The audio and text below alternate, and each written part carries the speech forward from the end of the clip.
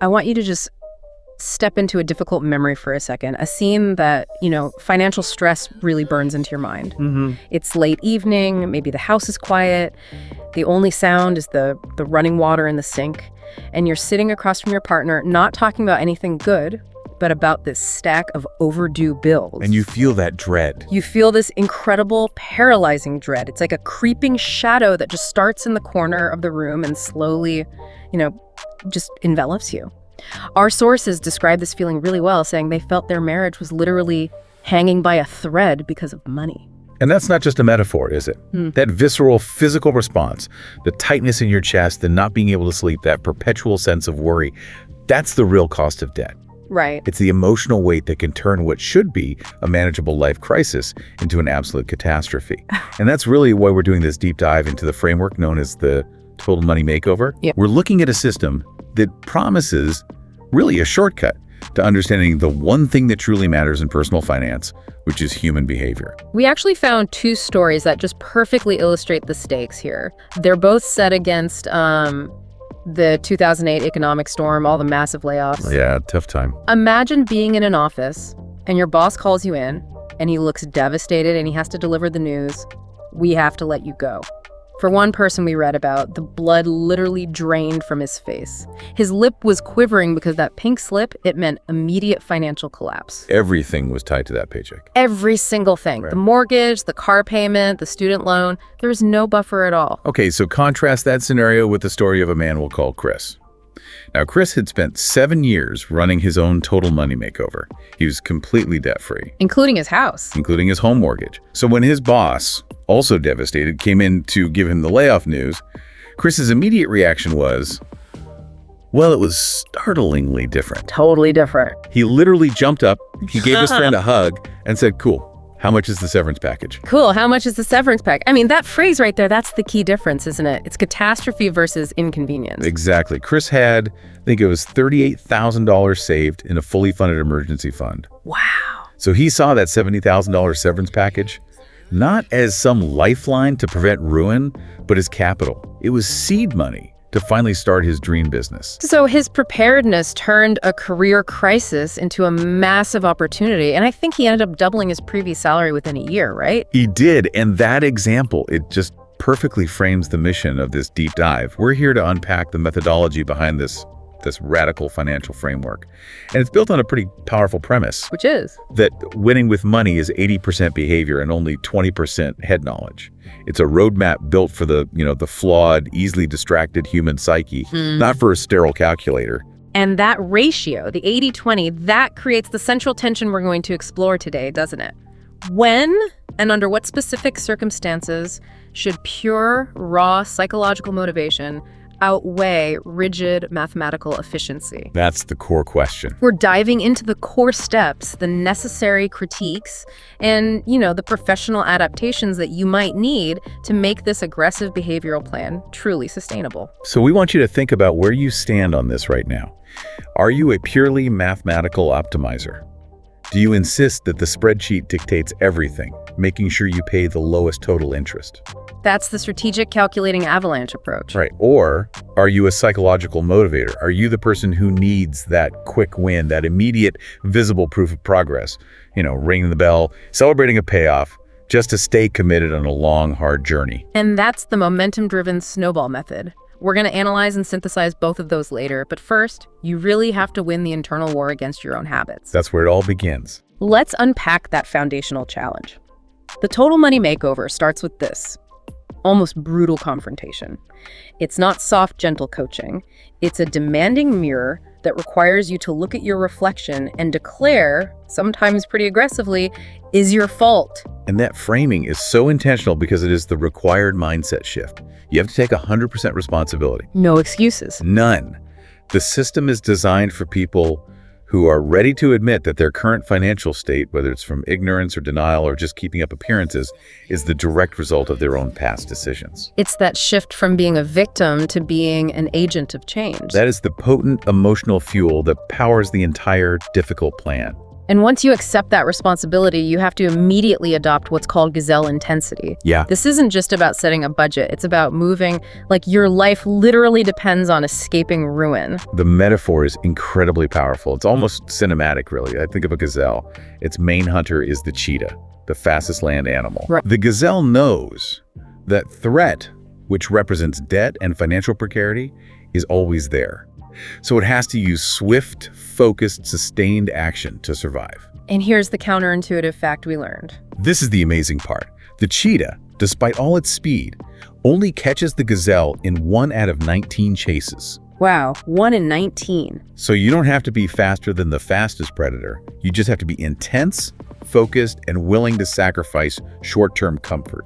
You just have to be persistent. But before that fierce running can even start, you have to clear the battlefield of all these cultural and internal obstacles. Our sources point to 4 big ones. 4 major hurdles, yeah. Denial, pervasive debt myths, debilitating money myths, and then the big one, keeping up with the Joneses, that constant need for approval. Denial is probably the deadliest because it's so well hidden. It is. It's the couple who looks perfectly successful on the outside. You know, they're driving nice cars, taking decent vacations, but secretly they're drowning. They're just juggling credit card debt. And they don't even realize it until it's too late. They only realized they were financially fat, as the source put it, the night after something catastrophic like a job loss. They'd been holding their stomachs in financially for years, just striking a pose that wasn't real or sustainable. And that leads us right into hurdle number 1, myth-busting debt. We're just bombarded with propaganda that says debt is a tool. It should be used to create prosperity. Oh, constantly. Banks, financial industries, they all push this idea that, sophisticated people use leverage to their advantage. But the truth, as the source material states it, is simple, it's non-negotiable, and it's been true for millennia. Debt fundamentally adds considerable risk. It rarely brings prosperity to the consumer, and most importantly, it makes the borrower slave to the lender. That's a direct quote from Proverbs. And life experience confirms it. That inherent risk and leverage, it eventually destroys any perceived gains, especially if you don't have vast capital reserves. You lose freedom. You lose options. You really do. So let's dismantle some specific myths that chain most people to perpetual monthly payments. We have to start with the automotive industry. Car payments are a massive financial killer. The Federal Reserve notes the average car payment is roughly $495 stretched out over 64 months. 64 months. And if you just religiously repeat that 4 to 5 year cycle of financing a new vehicle, you miss out on a lifetime of savings and compounding returns.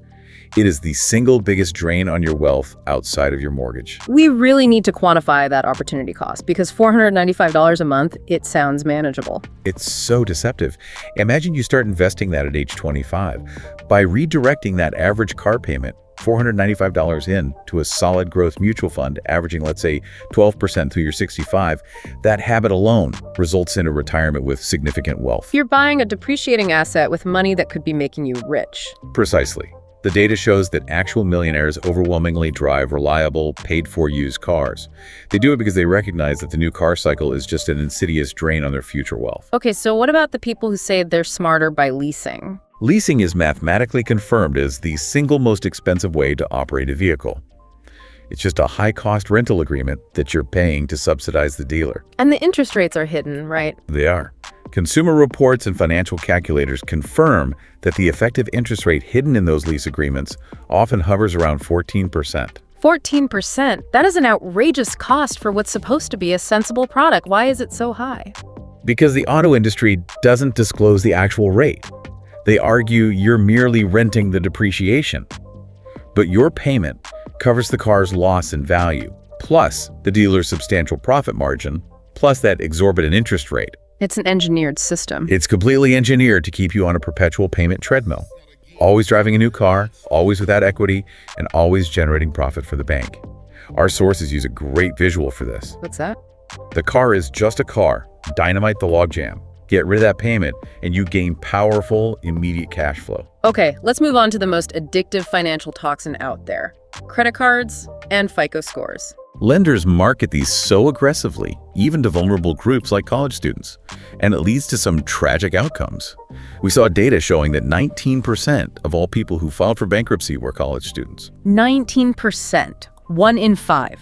That's 1 in 5 people starting their adult lives under this immense cloud of financial failure, often just because they were handed a credit card with zero financial education. It's terrible. And the standard reason they give, that you need a credit card to build credit, is just a deep scam if your goal is actual financial freedom. That's correct. The FICO score only measures how compliant you are in managing debt from the bank's perspective. It measures how well you play kissy face with the bank by using their leverage responsibly. So a 0 FICO score isn't a bad thing. A 0 FICO score doesn't mean you're poor or irresponsible. It just means you haven't borrowed money in decades. It measures your relationship with debt, not your actual wealth or net worth. But this is where we have to introduce a practical challenge. If you, the listener, choose to go completely debt-free, how do you actually function? How do you get a competitive interest rate on a home loan if you have no score? And that's a fair, practical question. While traditional banking relies kind of lazily on the FICO score, there's a large and growing segment of the lending industry manual underwriters who specialize in working with debt-free people. So instead of a 3-digit number, they're looking at your actual history, your receipts. They're looking at the evidence of responsibility, your 2-year history of paying rent on time, your utility payment history, your employment stability, and most importantly, your massive emergency fund savings account.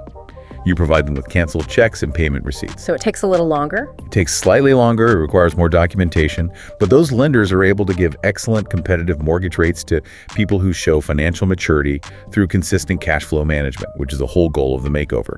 And the final piece of the credit card myth. The idea that you absolutely need one for booking things online, renting cars, or reserving hotels. That is an urban legend, and it's actively spread by the people who profit from debt. A standard debit card, especially one with a major network like Visa, performs virtually all of those functions. And the fraud protection. Crucially, due to Visa's own internal regulations, the bank that issues the card is required to give the debit card the exact same zero liability protections in cases of theft or fraud as a credit card. So the risk perception is just outdated. Completely outdated. If you have the cash in your account, and you must, if you're following this plan, there is no practical reason left to rely on a high-interest credit card. Okay, so we've eliminated the financial toxins, we've corrected the mindset. Now we get to the core tool for controlling the spending. Zero-based budgeting, or ZBB. ZBB is the blueprint. It's the non-negotiable control mechanism that turns your good intentions into action. The concept is simple, but the application is demanding. Income minus outgo must equal 0. Every single dollar gets a name. Every single dollar, the moment it's earned, is assigned a name and a job before the month begins. If you bring in $5,000 this month, you have to allocate exactly $5,000 for specific purposes: expenses, savings, debt reduction. This sounds easy, but the difficulty is that it forces these hard, immediate choices, especially for families with, variable income or high fixed costs. It mandates intense forecasting and confrontation. If you're a freelancer or commission worker, you have to budget based on your absolute lowest expected income and then build a buffer with any surplus. And this is where the hardest part comes in. It is. ZBB immediately reveals that your large spending categories, your housing, your transportation, your food, are the real problem, not the occasional $5 latte. You can't just trim your way out of $100,000 of debt by cutting discretionary spending. Precisely. If your budget is negative, ZBB immediately forces you to confront lifestyle changes. It dictates that the fault lies with the lifestyle choices you've made, not the budget sheet itself. You might have to sell the car. You might have to sell the expensive car, reduce your housing costs, or make drastic changes to how you buy groceries. ZBB just illuminates where those sacrifices have to be made. And for married couples, this requires relentless, total agreement. Our sources call it the pinky swear and spit shake pact. The marriage aspect is so critical. Since money conflicts are a leading cause of divorce, ZBB forces total transparency and accountability. So if something unexpected comes up, if a surprise medical bill hits mid-month, you have to call an emergency budget committee meeting. You can only change the budget if you zero it out again by moving money from another category, maybe lowering the grocery budget or postponing an investment. It prevents one person from just derailing the whole plan. It ensures joint ownership. And the practical behavioral tool that enforces this new reality that makes the spending tangible: cash envelopes. Ah, the cash envelopes. They are the ultimate accountability tool, especially for categories where you tend to overspend, like groceries, entertainment, clothes. When you use cash, the pain of spending is physical. It's palpable. and when the envelope is empty. The spending stops. For example, if your food envelope is running low 2 weeks into the month, that forces a fundamental, immediate behavioral change. You realize you have to eat the leftovers, you skip the expensive takeout, and you understand that the $50 emergency pizza you wanted is just an impossibility. It makes the lack of money visible and real. It makes the no much easier to manage. Exactly. With the corrected mindset and the budget blueprint in place, we start the sequential process, the baby steps. The philosophy behind this strict sequencing is that you have to focus exclusively on the step you are on. Right, because if you try to jump ahead and save for retirement or college before dealing with the debt, you will inevitably raid those funds when an emergency hits. And you sabotage your own long-term success. That sequencing starts with baby step 1, the starter emergency fund. The initial classic requirement is simple. Save $1,000 cash and do it fast. Or $500 if your household income is under $20,000. And the justification for this is pure behavioral science and momentum. This fund acts as Murphy repellent. It catches life's little Murphys. Like a flat tire. Exactly. Before this fund, an unexpected $300 alternator repair, a flat tire, a quick trip to the ER, that would immediately shatter the plan, force you back to a credit card, and eliminate all momentum and hope. So this initial $1,000 is a quick win. It's a quick win. It builds the habit of saving, and it protects the early fragile phase of your debt reduction. But this is where we need to introduce the first critical professional adaptation, because modern analysis suggests that $1,000 is often. Well, it's just not enough for unexpected expenses in today's economy. Exactly. While the $1,000 goal successfully gets the savings habit started, its inadequacy for larger, common, modern expenses introduces a systemic risk right at the beginning of the recovery phase. So if the starter fund fails to cover a common, say, $1,800 expense, the borrower is forced back to debt, and that leads to massive frustration and psychological relapse. The entire plan risks derailment right at the start. So the responsible adaptation is a stronger safety net, adjusting baby step 1 upwards. Professional adaptation strongly suggests increasing this starter fund to a more resilient $2,000 to $3,000. This minimizes the risk of the plan collapsing when a typical, unanticipated expense occurs. It reinforces that early momentum with a much stronger safety net before the heavy lifting begins. Once that safety net is established, you hit baby step 2. And this is where the famous, intense, and often criticized debt snowball begins.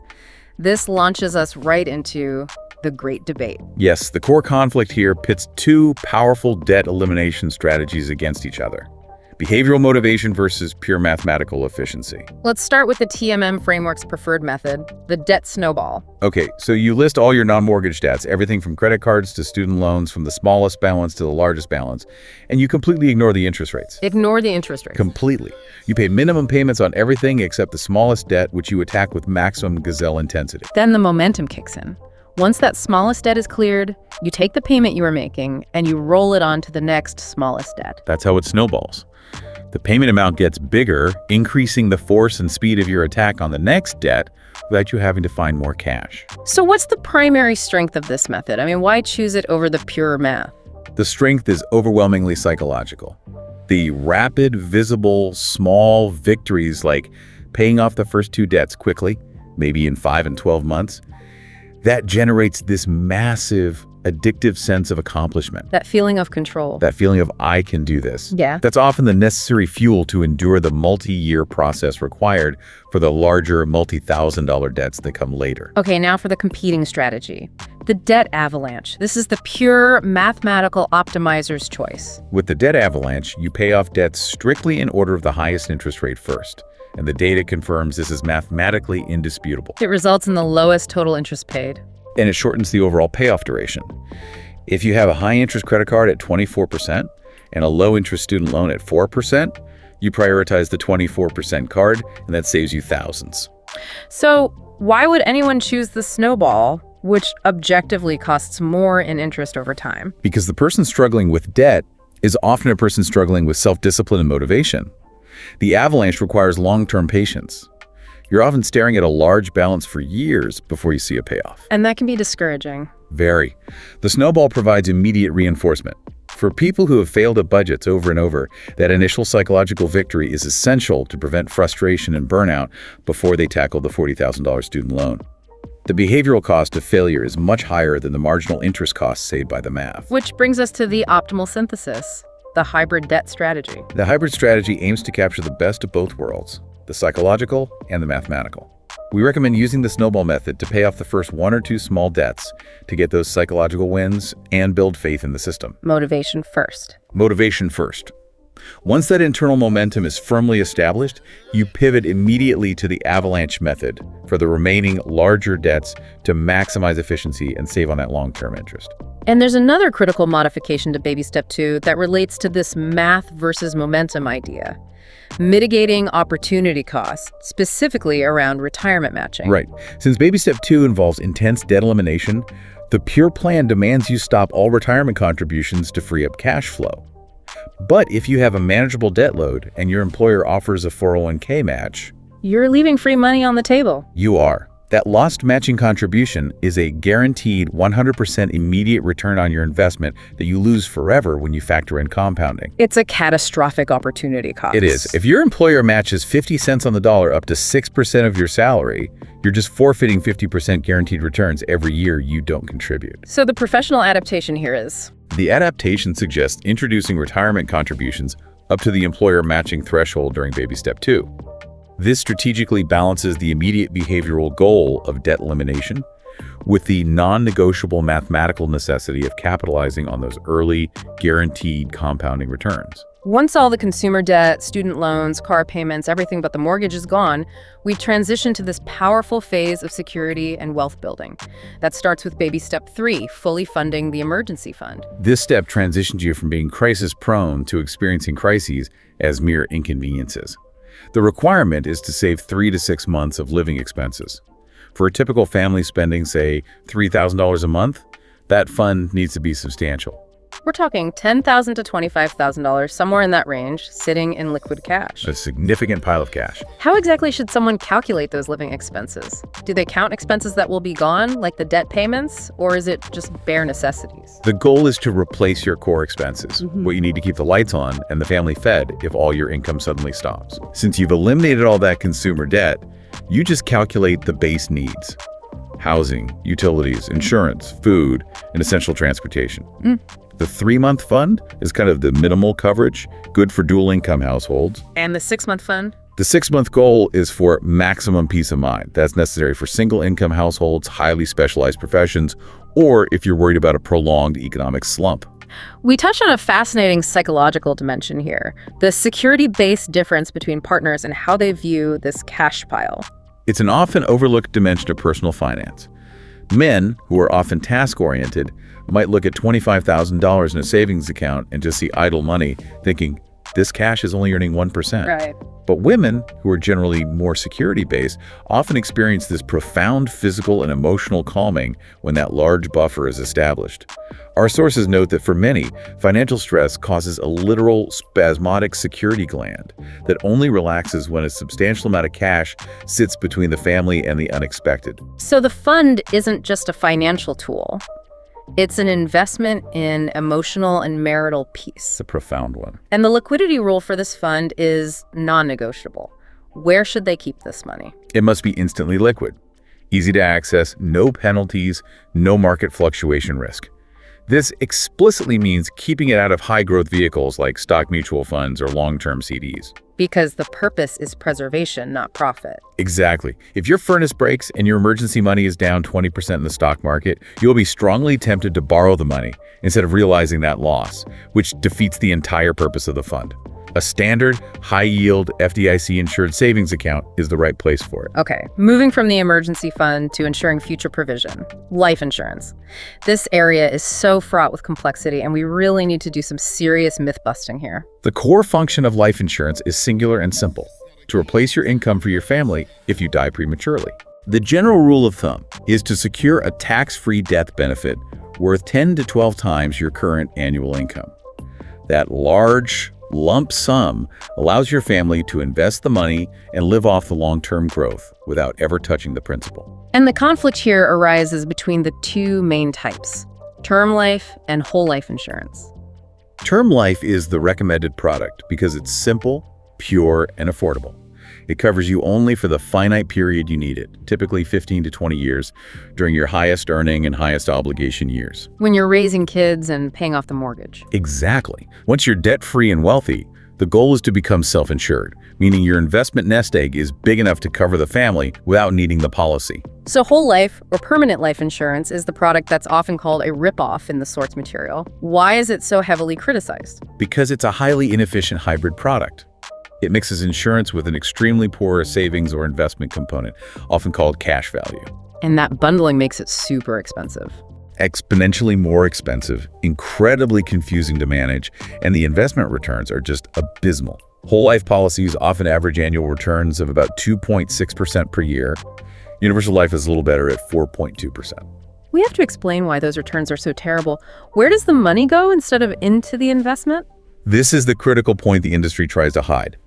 The high cost of the insurance is compounded by massive hidden fees and high sales commissions paid directly to the agents who sell these complex policies. So the commissions eat up your early payments. They often devour the first 2 or 3 years of your premium payments entirely.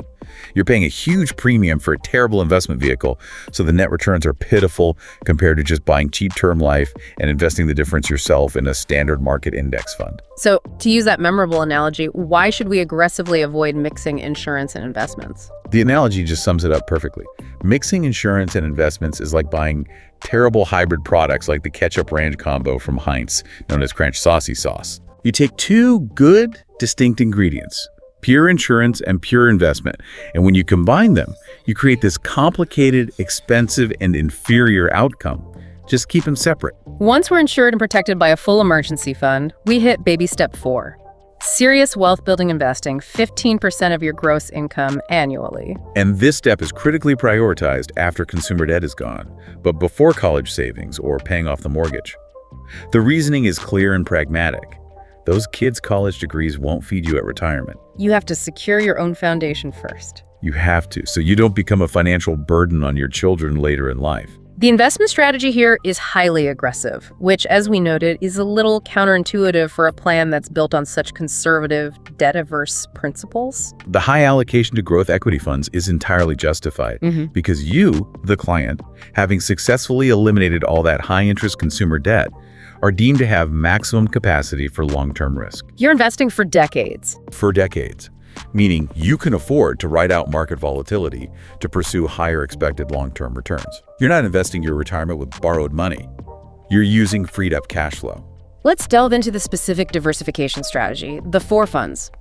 You recommend splitting the investment evenly, 25% into each of 4 specific types of stock mutual funds. Can we define these risk profiles? Sure. The 4 types create a balanced yet growth-focused portfolio. First, 25% in growth and income funds, large cap. These are the big established companies, the stable giants, least volatile, steady returns. The foundation. The foundation. Second, 25% in growth funds, medium cap. These are mid-sized companies still expanding rapidly. A bit more volatility, higher growth potential. Okay. Third, 25% in aggressive growth funds, small cap. This is the engine of the portfolio. Highest risk, highest reward. Small emerging companies. Very volatile, but historically provide the highest growth potential over decades. And the last one. And finally, 25% in international cross-border funds. This gives you essential geographical diversification, so you're not solely reliant on the U.S. economy. It mitigates country-specific risks. That portfolio mix really does seem to balance stability with an aggressive pursuit of high returns, but we have to address the most common critique. The argument that an expected 12% annual return is just wildly optimistic today. The defense of that 12% target is strong, and it's rooted in historical data, specifically the long-term performance of well-diversified growth equity funds. So what data are we relying on to justify that aggressive target? We have to look at the long view. The S&P 500 since 1957 has achieved an average annual return of 10.7%. Okay. Furthermore, the blend recommended, which includes 50% in high-growth medium and small-cap funds, is designed to push that average up over a 20 to 30-year time frame. So this is for long-term systematic investing, not short-term trading. Exactly. And historical averages, even factoring in recessions, strongly support the 12% expectation for this specific portfolio mix. The key is just ignoring short-term market noise and staying consistently invested. Finally, within baby step 4, we see the importance of the Roth IRA emerge as a key wealth tool. Right. Once you've invested enough in your employer's 401k to get the full match to secure that guaranteed return, the next priority is opening and funding a Roth IRA. This is where the difference between tax-deferred and tax-free growth becomes really essential. It's a profound difference. When you contribute to a traditional 401k, the money goes in before taxes, saving you tax dollars today. But the drawback is that decades later, when you withdraw that money, you pay ordinary income tax on the entire amount, your contributions and all the growth. And the Roth IRA works in reverse. It does. You put in money that has already been taxed. Do you pay the tax up front? What's the overwhelming long-term benefit of that? The benefit is huge. The money grows completely tax-free. And when you withdraw it in retirement, the entire nest egg, including decades of compounding returns, is entirely tax-free. So for young investors in low tax brackets, it's a powerful advantage. They expect to be in much higher tax brackets during their peak retirement spending years. The Roth provides superior flexibility and unbeatable tax efficiency for generational wealth building. Having secured retirement, we move to baby step 5, college savings. Again, the sequencing is key here. Parent retirement security comes first, then the kid's education. This is often the point where parents have to put aside their emotional desire to help their kids immediately. It's the ultimate act of delayed gratification for a parent. Because the principle is non-negotiable, right? It is. Parents can't borrow for retirement, but kids have many creative options to pay for college without debt. The recommended savings vehicles are tax-favored plans like educational savings accounts or ESAs. Also known as education IRAs. Right, which allow contributions to grow tax-free when they're used for qualified higher education expenses. And we should revisit the myth of prepaying tuition.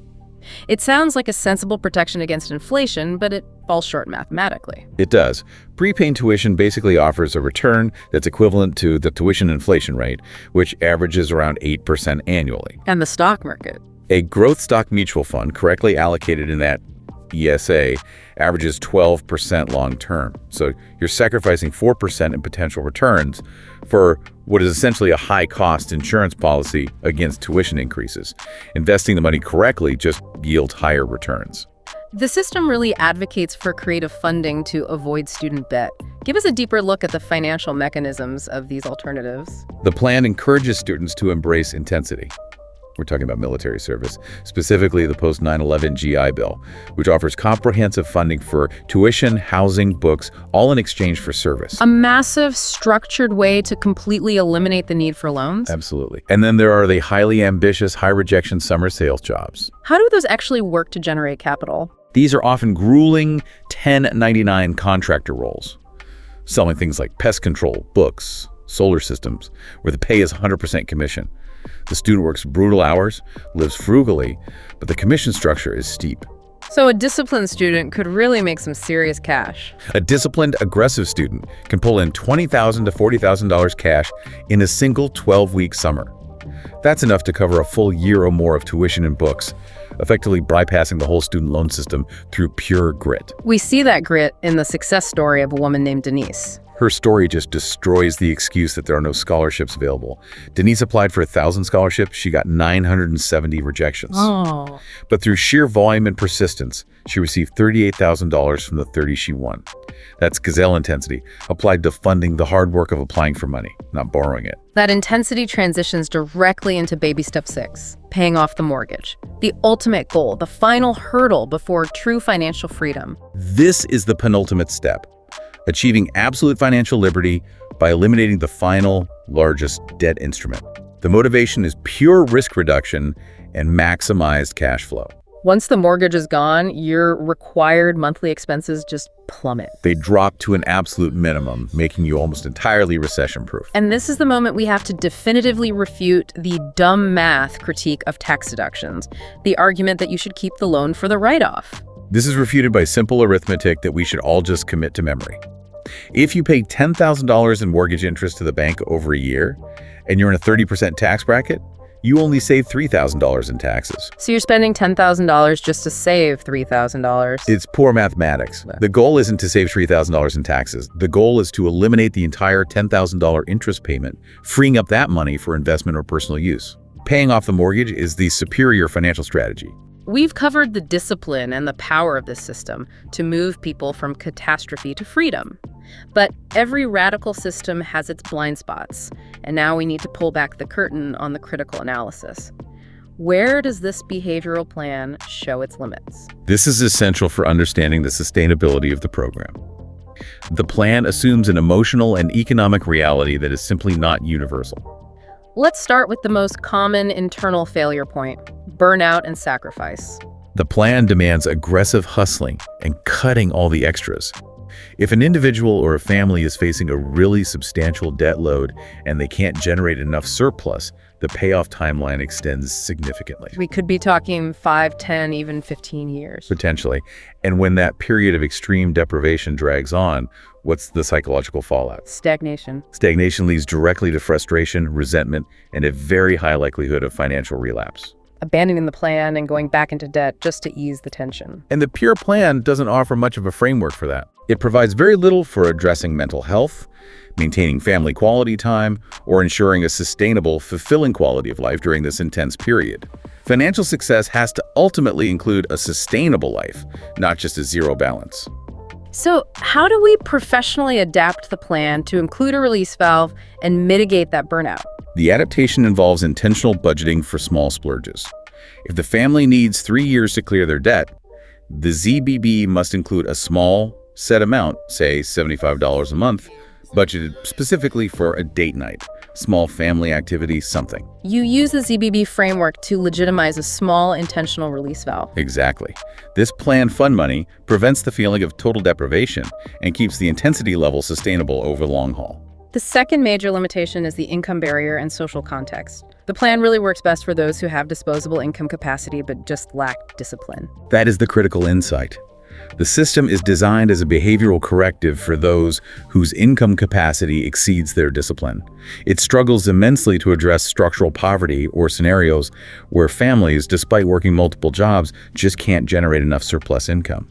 So for someone making, say, $50,000 a year with $100,000 in debt, spending 5 to 8 years chipping away while foregoing essential 401k matching may actually hurt them in the long term. Which introduces a serious ethical dilemma for financial advisors. Absolutely. For a low-income worker, advising them to stop a 401k match for several years to focus on debt, it deprives them of essential compounding time and guaranteed matching funds. This sacrifice, while it accelerates debt payoff, could potentially widen the wealth gap over the long term. So the focus needs to shift. If there's insufficient surplus, the plan needs to shift focus from step 2 to increasing income capacity first before the intense debt payoff begins. The final critical limit is the lack of guidance for legal and complex issues. The baby steps are a budget, not a legal defense. The baby steps assume that financial problems are solely behavioral.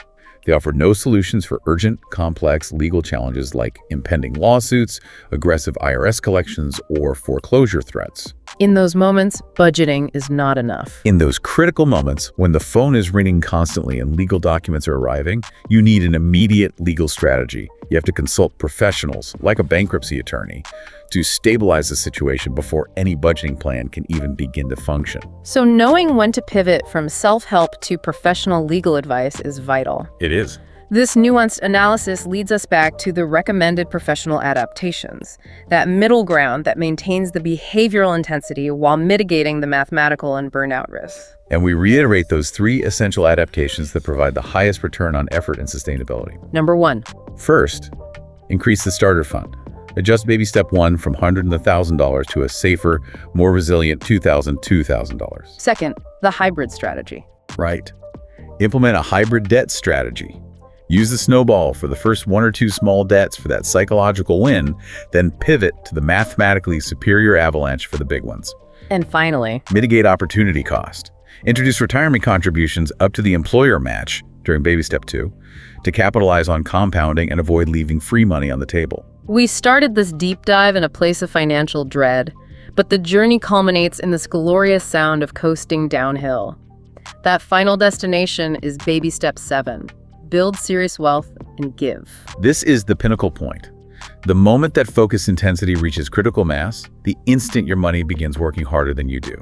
You've achieved wealth when you can comfortably live off 8% of your nest egg annually. Using the rule of thumb that assumes a robust 12% average return minus 4% inflation. At this point, the money is the slave and you are the master. And once you achieve this incredible financial muscle, once you've built your own fortress, you have to be intentional with it. Our sources define 3 intentional, mature uses of this wealth: fun, invest, and give. Fun is the reward. It's the ability to buy that beautiful Harley Davidson you always wanted, but buying it cash, when you can afford it, ensuring it doesn't become a burden. Right. Investing is the game, continuing to play Monopoly by riding out market waves and compounding your growth. But the biggest reward, the most mature and fulfilling use, is giving back. Let's close with that powerful emotional story of giving the purpose behind financial freedom.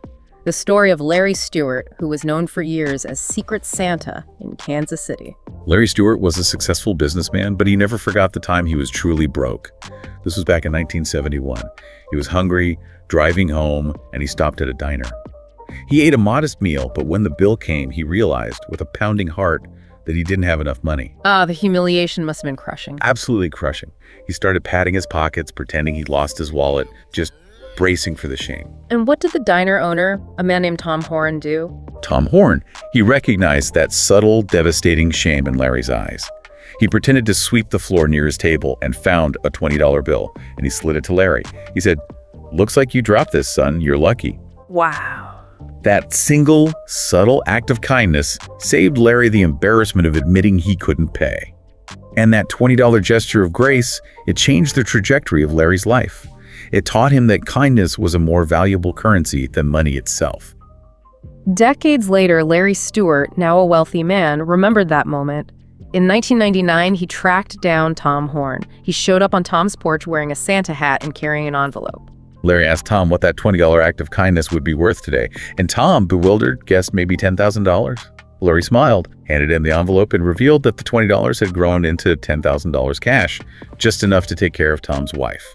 And that wasn't an isolated incident, was it? Not at all. Larry Stewart went on to give away over $1.3 million to strangers until his death, simply handing out cash to people who looked like they were struggling, demonstrating the ultimate joyful purpose of financial freedom. The ultimate goal, you see, isn't just a zero debt balance.